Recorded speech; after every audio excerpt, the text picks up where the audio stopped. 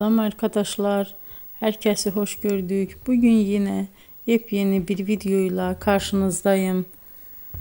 Hayranlıkla izlediğimiz Birce Akalay ve İbrahim Çelikkol'dan çok güzel kareler hazırladık. Onlar Siyah Beyaz Aşk dizisinde Ferhat ve Aslı karakterlerine hayat vermiştiler ve herkes tarafından çok beğenilmişti. Biz de onların en özel ve en güzel fotolarını sizler için hazırladık.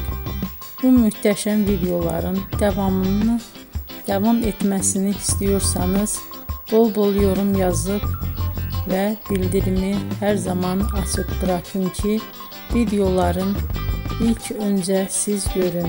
Herkese teşekkür ederim. Bizden bu kadar.